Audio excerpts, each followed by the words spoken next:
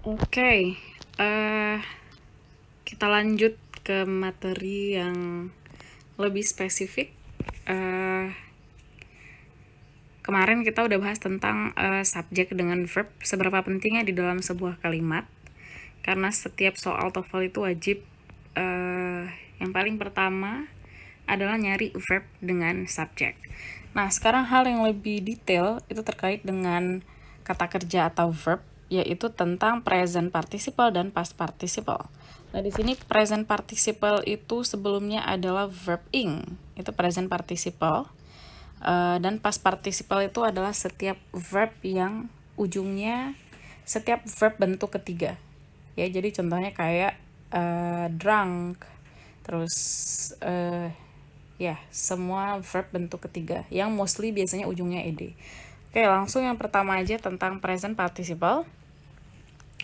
Nah, di sini disebutkan present participle dapat membuat kita bingung untuk menjawab soal TOEFL dikarenakan present participle bisa aja sebagai adjektif di kalimat ataupun sebagai bagian dari verb. Nah, jadi intinya adalah yang harus dicatat. Nah, di sini dijelaskan juga present participle itu apa adalah setiap verb dasar yang ditambahkan ing itu adalah present participle. Nah, dia bisa menjadi kata kerja atau sebuah verb di kalimat ketika diikuti dengan to be. Ya, jadi to be sendiri itu bergantung dari tenses pastinya. Ada to be dari tenses simple present tense, misalnya ada is, am, to be dari to be atau be verb dari simple past tense berarti ada was ataupun were dan seterusnya. So di sini ada contoh kalimat the train is arriving at the station now. Nah, wait. Nah, ini dia is arriving at the station now. Is arriving-nya yang di garis bawah. Nah, arriving verb ing di situ atau present participle di situ diikuti dengan to be, diikuti dengan be verb dari simple present tense. Berarti is arriving di situ adalah kata kerja di kalimat tersebut. Subjeknya the train. Oke, sedangkan di kalimat kedua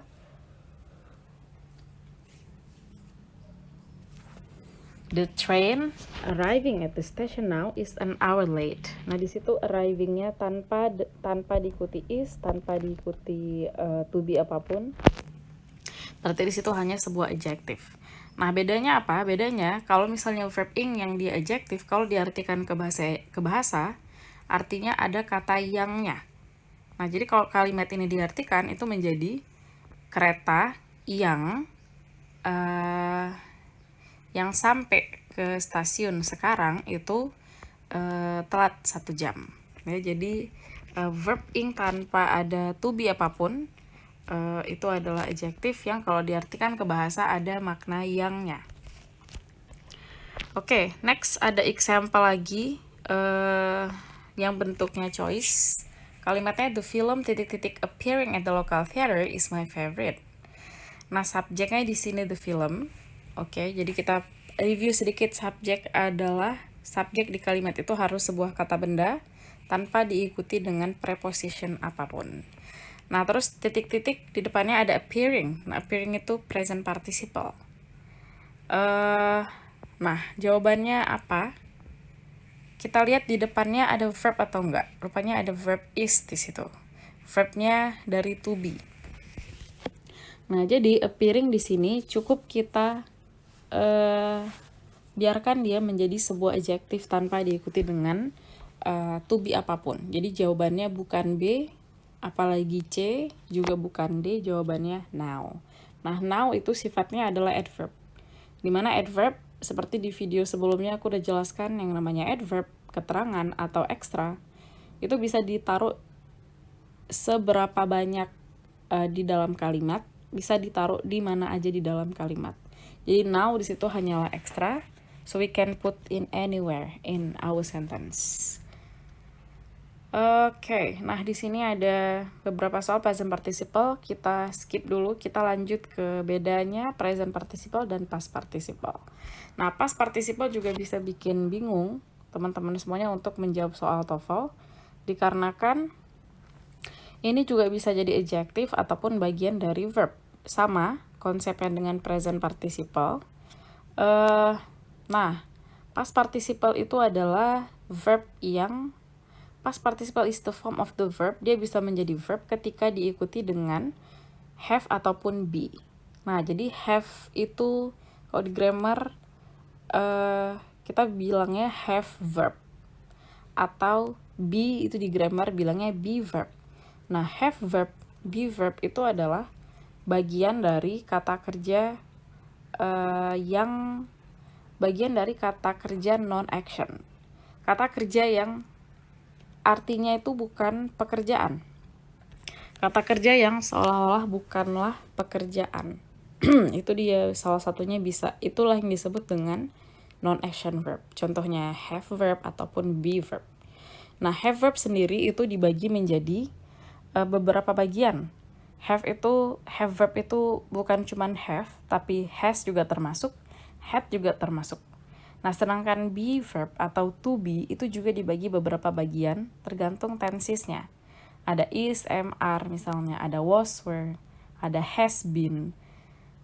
Oh, has been itu bentuk dari have. Ada misalnya been, being. Nah, itu semua bentuk dari be verb.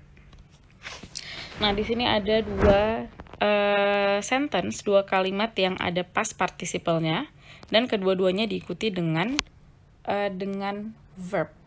Yang pertama ada has left. Left itu adalah past participle atau verb 3 diikuti dengan have verb. Salah satu dari have verb di situ ada has. Subjeknya the mailman. So kalimatnya is correct. Begitupun di kalimat kedua. Nah, di kalimat kedua dan kalimat pertama ini menarik. Nah, jadi untuk past participle, the consideration is more advanced atau in next level because dia bukan hanya adjective atau dia bisa berubah menjadi verb ketika diikuti dengan dua hal. Sedangkan present participle dia menjadi verb ketika diikuti dengan satu hal aja. Nah, di sini ada perbedaan makna kalimat 1 dan kalimat 2 di bagian verbnya aja. Nah, has left itu maknanya aktif, telah meninggalkan. Sedangkan were taught itu maknanya menjadi pasif. The classes were taught by Professor Smith.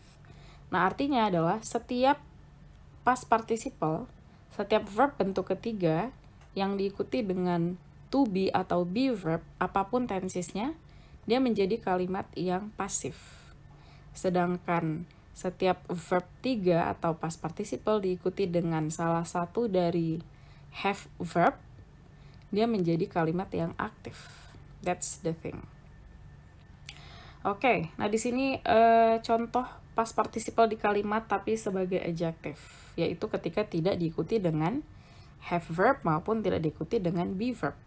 Yang pertama ada the letter left in the mailbox was for me.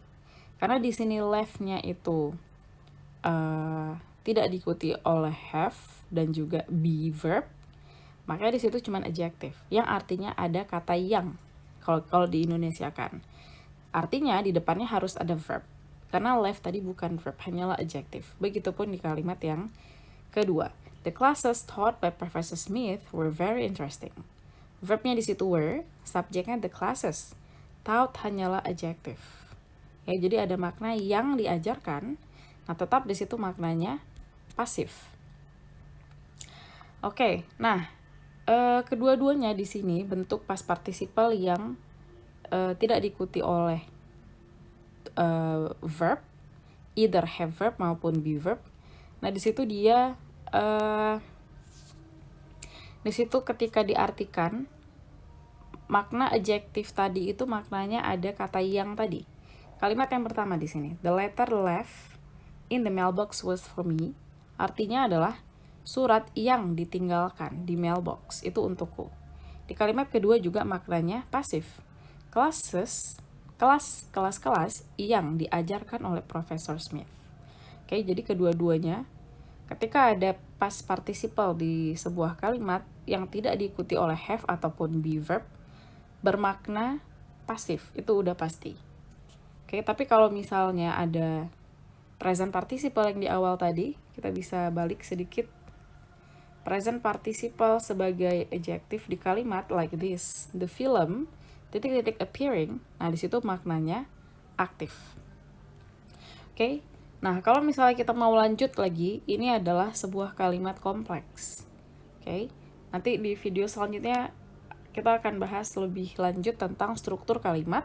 Tapi sebelum masuk ke struktur kalimat, makanya aku lebih highlight masalah poin utama di kalimat, yaitu subjek dengan verb. Nah, di hari ini kita bahas tentang hal yang lebih detail dari sekedar menganalisis atau mengidentify sebuah verb di kalimat, yaitu present dan past participle.